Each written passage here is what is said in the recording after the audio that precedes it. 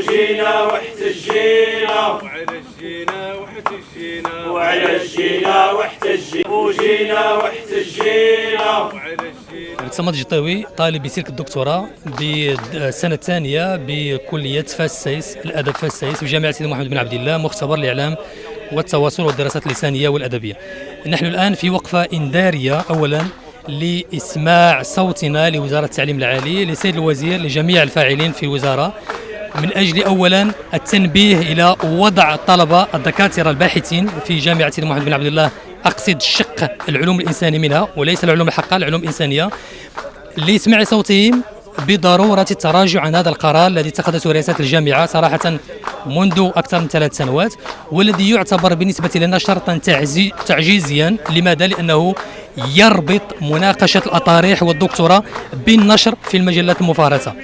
موقف الطلبة هنا ليس ضد النشر في المجلات المفارسة باعتبارها إن كانت ترى الجامعة ذلك تجويدا للبحث العلمي، نعم نحن متفقون، لكن نحتج ونطالب بوقف تطبيق إلزامية النشر في هذه المجلات وربطها بالمناقشة. منذ 2019 تاريخ إقرار هذا القرار، عدد من الطلبة أكثر من 6 لم يستطيعوا مناقشة طارحهم لهذا السبب، بالرغم من أنهم نشروا بعدد من المجلات المحكمة والتي لها لجنة علمية يشهد بقدرتها وبكفاءتها. على كل حال نحن الآن في وقفة إنذارية، صوتنا موحد، ونحن لسنا ضد تجويد البحث العلمي أو النشر في هذه المجلات المفارسة، إنما نحن ضد إلزامية النشر في هذه المجلات المفارسة وربطها وجعلها شرطا للمناقشة. عادل القلاعي، طالب باحث بمختبر الدراسات الأدبية واللسانية وعلوم الإعلام والتواصل، كلية الأدب سايس. الاحتجاج ديالنا اليوم امام مقر وزاره التعليم العالي هو تيجي في سياق واحد الترافع اللي تيخوضوه طلبه الدكتوراه بجامعه سيدي محمد بن عبد الله بفاس، اللي تفرض عليها يعني كجامعه وحيده، يعني كجامعه وحيده في المغرب اللي تفرض عليها الالزاميه ديال النشر مقابل، يعني إلزامية النشر في المجلات المفهرسة ضمن سكوبيس ويب أوف ساينس، مقابل أنهم ينشروا الأطارح ديالهم ديال الدكتوراه.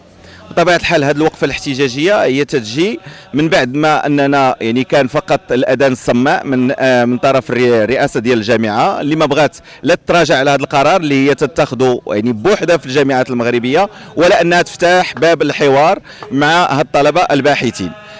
علاش حنا تنحتاجوا اليوم؟ تنحتاجوا علاش؟ حنا طلبه باحثين في مختبرات الدكتوراه، يهمنا النشر في المجلات العلميه المحكمه، يهمنا بالفعل، وعدد منا قام بالنشر في المجلات العلميه المحكمه، ولكن ما فرضته الجامعه سيدي محمد عبد الله هو نوع معين من هذه المجلات المحكمه. وبطبيعه الحال هذا النوع معين الى جينا نتكلموا عليه، كاين عائق اللغه، كاين الزمن اللي هو تتخذ هذه المجلات مقابل انها تنشر، ثم الكلفه الماديه. هذا الشيء يعني بطبيعه الحال تعطي واحد الاكراهات كبيره امام الطلبه الباحثين في المختبرات الدكتوراه. ونحن هنا نريد ان نسمع صوتنا لوزير التعليم العالي من اجل ايقاف هذا الظلم وهذا الاجحاف. باش يوصلك جديد فيديوهات الانباء تيفي، تابونوا معنا في لاشين يوتيوب وفعلوا الجرس.